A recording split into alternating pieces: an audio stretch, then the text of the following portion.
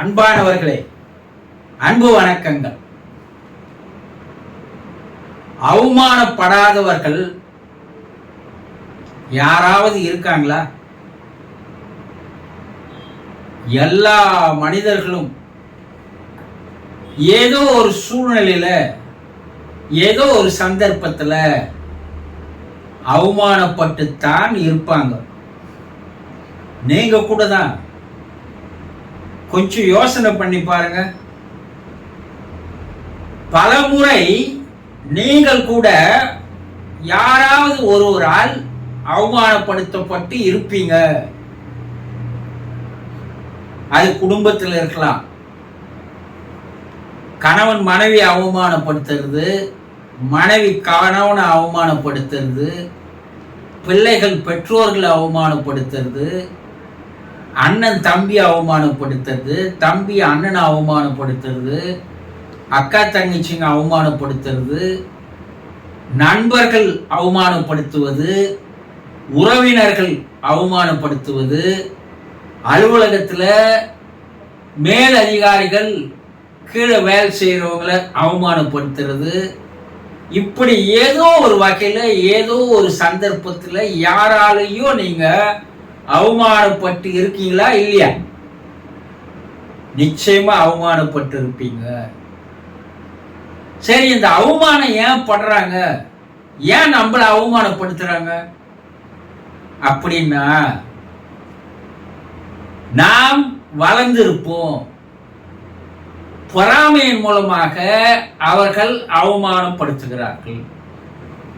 என்ன, ஒன்று நம்ம வளர்ச்சியை பார்த்து, அல்லது நம்முடைய அறிவை பார்த்து, நம்முடைய அந்தஸ்தை பார்த்து,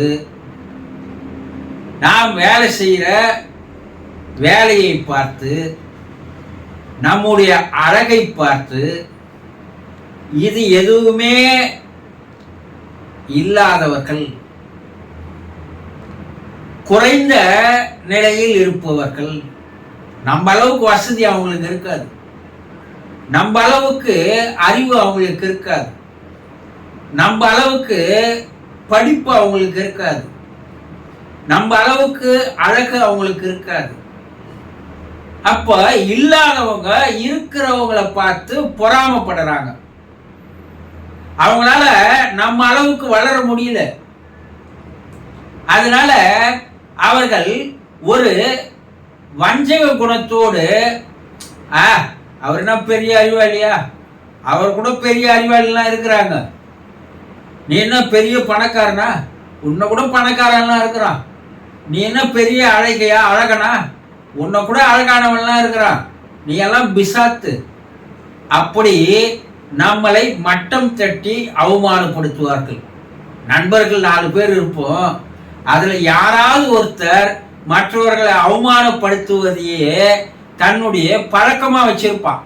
ஏன்னா அவனால மற்றவர்கள் அளவுக்கு வளர முடியல, அவனால வாழ முடியல. அது எப்படி அவன் வஞ்சம் தீர்த்துக்கிறான்னா, எல்லோரும் கூடியிருக்கும் போது அவனை தரம் கட்டு பேசுவது, தாழ்த்தி பேசுவது, அவனை அவமானப்படுத்துவது, இப்படி அவமானப்படுத்துபவர்கள் இருந்து கொண்டுதான் இருப்பாங்க. இந்த அவமானங்கள் உங்களுக்கு மனசுல ஒரு ஆழ்ந்த ஒரு பாதிப்பை ஏற்படுத்தும். அவனை பார்க்கும் போதெல்லாம் நமக்கு அவன் நம்ம அவமானப்படுத்தினது நினைவுக்கு வரும். ஒரு கணவன் மனைவியை அவமானப்படுத்தினா, மனைவி கணவனை பார்க்கும் போதெல்லாம் அவன் மனசுல அவனை பற்றி ஒரு தாழ்வான மோசமான எண்ணங்கள் உருவாகும். அது கணவனா இருந்தாலும் சரி, மனைவியா இருந்தாலும் சரி. அந்த உறவு என்பது என்ன ஆயிடும்னா விரிச்சல் ஆகிடும். நண்பர்கள் கிட்ட கூட இந்த விரிச்சல் ஏற்படும். ஏன்னா அவன் நம்ம கிட்ட நடந்துக்கிற முறையை வச்சு. அப்ப இந்த அவமானங்கள் நம்மை பாதிக்க செய்கிறது. நம்மை நாமே பல முறை அதை நினைச்சு நாம் அவமானப்பட வேண்டிய நிலைக்கு இருக்கிறோம். நம்மளை போய் அவன் அது போல பண்ணிட்டானே, நம்மளை போய் அவன் அவமானப்படுத்திட்டானே என்று அதை நினைத்து அவமானப்படுத்தணும், அதோடு போயிடுவான். ஆனா அந்த அவமானம் நம்மளை மறுபடியும் மறுபடியும் மறுபடியும் அதை நினைக்க வைத்து நம்மளை என்ன செய்யறதுன்னா வாட்டி வதைக்க செய்கிறது. இந்த அவமானங்களை நீங்கள் என்ன பண்ணக்கூடாதுன்னா மனசுல அதை பதிய வைக்க கூடாது. அதை அலட்சியப்படுத்துங்க, இல்ல அதை தூக்கி விசிறி அடிங்க, இல்ல அந்த அவமானத்தையே ஒரு சவாலா எடுத்துங்க. அவன் நம்மளை அவமானப்படுத்தினான் இல்ல, அவன் எதிரியே நம்ம இன்னும் மேல மேல அறிவுல இருந்தாலும் சரி, படிப்புல இருந்தாலும் சரி, அந்தஸ்துல இருந்தாலும் சரி, அழகுல இருந்தாலும் சரி, நாம இன்னும் மேல உயரத்திற்கு போக வேண்டும் என்ற ஒரு சவாலாக எடுத்துங்க. இந்த உலகத்துல பெரிய பெரிய தலைவர்கள், உலக மக்கள் எல்லாம் போற்றுகின்ற தலைவர்கள் வாழ்க்கை வரலாற்று எல்லாம் பார்த்தீங்கன்னா அவர்கள் பலரால் அவமானப்படுத்தப்பட்டு இருக்கிறார்கள். மகாத்மா காந்தி அவமானப்படுத்தப்பட்டார். யாரால? வெள்ளையர்களால். அந்த ட்ரெயின்ல அவரை ஏற விடாத பிடிச்சி வெளியே தள்ளினாங்க. அந்த இன துவேஷம் அவர்கிட்ட. அப்போ அதை ஒரு அவமானமாக எடுத்துக்கொள்ளாமல் காந்தி அதை ஒரு சவாலா எடுத்துக்கினார். என்ன நீ ரயில விட்டு வெளியே தத்துறல்ல, உன்னை நான் என் நாட்டை விட்டு வெளியே தத்துறேன் பாடுறா ஆனு பல போராட்டத்திற்கு அந்த சவாலை அவர் மனசுக்குள்ள கொதிக்க வைத்து அதன் மூலமாக பெரிய போராட்டங்களை நடத்தி வெள்ளையனை வெளியேற்றினார். மார்ட்டின் லூதர் கிங் கேள்விப்பட்டிருப்பீங்க. அவரும் வெள்ளையர்களால் அவமானப்படுத்தப்பட்டார். அந்த அவமானத்தை அவர் ஒரு சவாலா ஏற்றுக்கினார். நெல்சன் மண்டேலா அவரே அவமானப்படுத்தினாங்க, அதை ஒரு சவாலா அவர் மாற்றினார். இதுவரைக்கும் வாழ்க்கையில வெற்றி பெற்றவர்கள், சாதனையாளர்கள், சரித்திரம் படைத்தவர்கள், மக்களால் போற்றப்படுகின்ற தலைவர்கள் எல்லோருமே அவமானப்படுத்தப்பட்டவர்கள் தான். ஆகாய விமானம் கண்டுபிடிக்கிறேன்னு சொன்ன ரைட் சகோதரர்களை அவமானப்படுத்தினார்கள். கண்டுபிடிப்பாளர்களை எல்லாம் அவமானப்படுத்தினாங்க. யாரு? அவனால முடியாதவெல்லாம் அவமானப்படுத்தினான். ஆனா அவர்கள் அதை ஒரு சவாலாக எடுத்துக்கொண்டு, என்னை நீ அவமானப்படுத்தினல்ல, நான் இந்த ஆகாய விமானத்தை